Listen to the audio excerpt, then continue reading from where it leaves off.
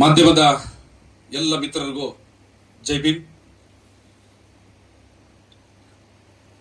ಮಿತ್ರರೇ, ನಾಳೆ 24ನೇ ತಾರೀಕು ಕರ್ನಾಟಕ ರಾಜ್ಯ ಸರ್ಕಾರ ಒಳ ಮೀಸಲಾತಿಯ ನಿರ್ಣಾಯಕವಾದಂತಹ ಒಂದು ತೀರ್ಮಾನವನ್ನ, ಅಂತಿಮವಾದಂತಹ ತೀರ್ಮಾನವನ್ನು ತಗೊಳ್ತೀವಿ ಅನ್ನುವಂತಹ ಒಂದು ಮಾತನ್ನ ಕೊಟ್ಟಿದ್ದಾರೆ.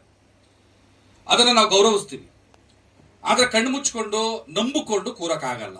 ಕಾರಣ ಇಷ್ಟೇ, ಈ ರಾಜ್ಯ ಸರ್ಕಾರ ಸುಪ್ರೀಂ ಕೋರ್ಟ್ ಆದೇಶ ಬಂದ ನಂತರದ 1.25 ವರ್ಷಗಳಲ್ಲಿ ನಡ್ಕೊಂಡಿರುವಂತ ರೀತಿ ಅತ್ಯಂತ ನಂಬಿಕೆ ದ್ರೋಹದ್ದು, ಮತ್ತೆ ವಿಶ್ವಾಸವನ್ನೇ ಕಳ್ಕೊಂಡಿರುವಂಥದ್ದು, ವಂಚನೆಯಿಂದ ಕೂಡಿರುವಂಥದ್ದು, ಷಡ್ಯಂತ್ರಗಳಿಗೆ ಬಲಿಯಾಗಿರುವಂಥದ್ದು, ಮತ್ತೆ ದಬ್ಬಾಳಿಕೆ ಬ್ಲಾಕ್ ಮೇಲ್ಗಳಿಗೆ ಒಳಗಾಗಿರುವಂಥದ್ದು.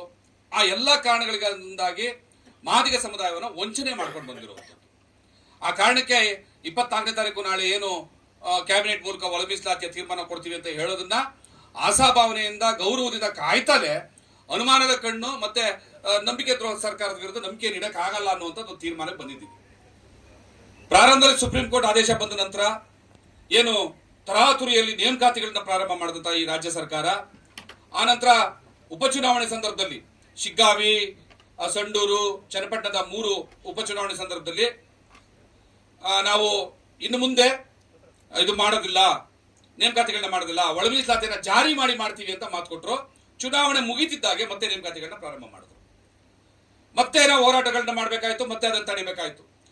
ಇದೇ ರೀತಿಯಾಗಿ 6-7 ಸಾರಿ ನಾವು ಇನ್ನು ಮುಂದೆ ಒಳ ಮೀಸಲಾತಿ ಇಲ್ಲದೆ ನೇಮಕಾತಿಗಳನ್ನ ಮಾಡಲ್ಲ ಅಂತ ಹೇಳೋದು, ಮತ್ತೆ ನೇಮಕಾತಿಗಳಿಗೆ ಪ್ರಕ್ರಿಯೆಯನ್ನ ಚಾಲನೆ ಕೊಡುವಂಥದ್ದು.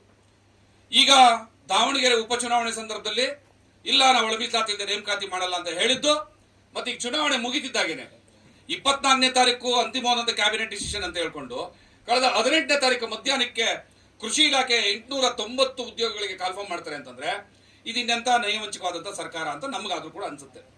ಸಮುದಾಯದ ವಿದ್ಯಾರ್ಥಿಗಳು ಇವತ್ತು ಕಣ್ಣಲ್ಲಿ ನೀರು ಹಾಕೊಂಡು ತಮ್ಮ ಭವಿಷ್ಯಕ್ಕೆ ಆಗ್ತಾ ಇರುವಂತಹ ಆಘಾತಕಾರಿಯಾದ ವಿಚಾರಗಳಿಗೆ ಕುಗ್ಗೋಗ್ತಾ ಇದ್ದಾರೆ.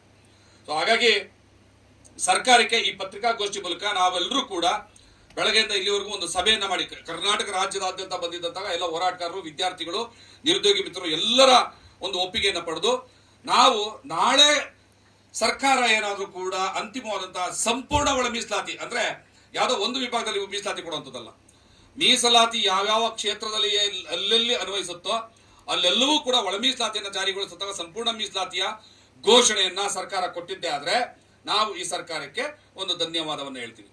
ಏನು ಸಂಭ್ರಮಾಚರಣೆ ಇಲ್ಲ, 1.25 ವರ್ಷ ನಮ್ಮನ್ನು ಸಾಯಿಸಿ ಕೊನೆಗೆ ಕೊಟ್ಟಿದ್ದಕ್ಕೆ ಅವ್ರಿಗೆ ನಾವು ತುಂಬಾ ದೊಡ್ಡ ಸನ್ಮಾನ ಮಾಡೋದು ಘನಕಾರ್ಯ ಏನು ಮಾಡ್ತಾ ಇಲ್ಲ. ಸುಪ್ರೀಂ ಕೋರ್ಟ್ ಆದೇಶವನ್ನು ಪಾಲಿಸ್ತಾ ಇದ್ದಾರೆ ಅಷ್ಟೇ. ಒಂದು ಧನ್ಯವಾದ ಹೇಳಲೇಬೇಕಾಗ್ತದೆ, ಹೇಳ್ತೀವಿ ಸರ್ಕಾರಕ್ಕೆ. ಒಂದು ವೇಳೆ ನಾಳೆ ಏನಾದ್ರೂ ಈ ಸರ್ಕಾರ ಮತ್ತೆ ತನ್ನ ವಂಚನೆಯನ್ನ ಮತ್ತೆ ತನ್ನ ಏನು ಅಸಹಾಯಕತೆಯನ್ನ ತೋಡ್ಕೊಂಡಿದ್ದೇ ಆಯ್ತು ಅಂತಂದ್ರೆ ಬಹುಶಃ ಕರ್ನಾಟಕದಲ್ಲಿ ಇನ್ನೆಂದು ಕಂಡು ಕೇಳಲಿದ್ದಂತ ಮಾದಿಗ ಸಮುದಾಯದ ಬಹುದೊಡ್ಡ ಪ್ರತಿರೋಧವನ್ನ ಈ ಸರ್ಕಾರ ಎದುರಿಸಬೇಕಾಗ್ತದೆ.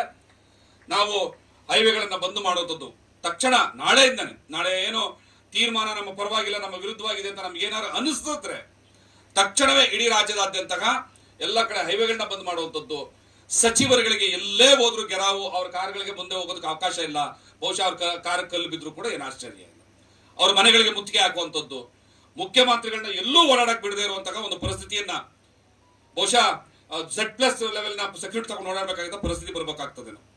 ಅಂತ ಒಂದು ಪರಿಸ್ಥಿತಿಯನ್ನ ಖಂಡಿತವಾಗಲೂ ಮಾದಿಗ ಸಮುದಾಯ ಕರ್ನಾಟಕದಲ್ಲಿ ಸೃಷ್ಟಿ ಮಾಡುತ್ತೆ. ಮತ್ತೆ ಇನ್ನು ಯಾವ್ಯಾವ ರೀತಿಯಾದಂತಹ ಉಗ್ರವಾದಂತಹ ಪ್ರತಿಭಟನೆಗಳು ವ್ಯಕ್ತ ಆಗ್ತದೋ ಗೊತ್ತಿಲ್ಲ. ನಾವುಗಳು ಯಾರು ಕೂಡ ಸಮಾಧಾನ ಕೂತ್ಕೊಳ್ಳೋಕ್ಕಾಗಲ್ಲ. ಈ ಸರ್ಕಾರ ನಮ್ಮನ್ನು ತಗೊಂಡು ಜೈಲಿಗೆ ಹಾಕೋದ್ರ ಚಿಂತೆ ಇಲ್ಲ ನಾವು, ಅಥವಾ ನಮಗೇನು ಗುಂಡಿಟ್ಟು ಚಿಂತೆ ಇಲ್ಲ. ಈ ಹೋರಾಟದಿಂದ 24ನೇ ತಾರೀಕು ಅನ್ಯಾಯ ಆಯಿತು ಅಂದ್ರೆ ಕೈ ಕಟ್ಟಿ ಕೂರಕ್ಕೆ ಸಾಧ್ಯ ಇಲ್ಲ ಅನ್ನುವಂತಹ ವಿಚಾರವನ್ನ ಹೇಳ್ತಾ ಇದ್ವಿ. ಇನ್ನು ಮುಂದುವರೆದಂತೆ ರಾಜ್ಯದ ಯಾವುದೇ ಭಾಗದ ಜಿಲ್ಲೆಗಳಲ್ಲಿ ಯಾವ್ಯಾವುದೇ ರೀತಿಯ ಹೋರಾಟಗಳು ಕೂಡ ನಡೀಬಹುದು. ಯಾಕಂದ್ರೆ ಒಳ ಮೀಸಲಾತಿಯ ಆಕ್ರೋಶ ಅನ್ನೋದು ಹಿಂಗೆ ಮೊಡಗಟ್ಕಟ್ಟು ಕೂತಿದೆ. ಅದು ಹಿಂಗೆ ಎಕ್ಸ್ಪ್ಲೋರ್ ಆಗುತ್ತೆ ಅಂತ ಗೊತ್ತಿಲ್ಲ. ಯಾವ ಸ್ವರೂಪದಲ್ಲಾಗತ್ತೆ, ಯಾರಾಗ ಮಾಡ್ತಾರೆ, ಎಲ್ಲಿ ಮಾಡ್ತಾರೆ, ಏನ್ ಮಾಡ್ತಾರೆ ಗೊತ್ತಿಲ್ಲ. ಯಾವ ರೀತಿಯಾದಂತಹ ಅಪಾಯಕಾರಿಯಾದಂತಹ ಮಟ್ಟಕ್ಕೂ ಕೂಡ ಈ ಪ್ರತಿಭಟನೆ ಹೋಗಬಹುದಾಗುತ್ತದೆ.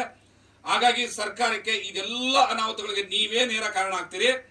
ಇಂಥ ಅನಾಹುತಕ್ಕೆ ನೀವು ಕಾರಣ ಆಗಬಾರದು. ಸಂವಿಧಾನವನ್ನು ಗೌರವಿಸ್ತಾ ಇರೋರು ನಾವು ಅದೇ ರೀತಿಯಾಗಿ ಇರೋದು ಬಿಡಬೇಕು. ಆದ್ರೆ ನಮ್ಮ ಬದುಕುಗಳ ಮೇಲೆ ಪ್ರಹಾರ ಆಯ್ತು ಅಂತಂದ್ರೆ ನೀವು ನಿಮ್ಮ ಮುಖಗಳನ್ನ ನೋಡ್ಕೊಂಡು ನಾವು ಸುಮ್ಮನೆ ಕೂತ್ಕೊಳ್ಳೋಕ್ಕಾಗಲ್ಲ. ನಿಮ್ಮ ಸರ್ಕಾರ, ಮಾನಗೇಡಿ ಸರ್ಕಾರ ನಿಮ್ಮನ್ನ ತೆಗಿಲೇಬೇಕು ಅನ್ನೋಂಥ ಕೆಲಸಕ್ಕೆ ನಾವು ಇಳಿಲೇಬೇಕಾಗ್ತದೆ ಅನ್ನೋಂಥದ್ದು ಬಹಳ ದೊಡ್ಡ ಅಚಲವಾದಂತಹ ಹೋರಾಟದ ನಿರ್ಧಾರ ಇದಾಗಿದೆ. ಸೊ ಅದನ್ನ ನಿಮ್ಮ ಮುಂದೆ ಹೇಳ್ತಾ ಇದ್ದೀನಿ. ಇನ್ನೂ ಬೇರೆ ಬೇರೆ ಸ್ವರೂಪದ ಹೋರಾಟಗಳು ಹೇಗಿರ್ತವೆ, ನಮ್ಮ ತೀರ್ಮಾನಗಳು ಏನಿರ್ತವೆ.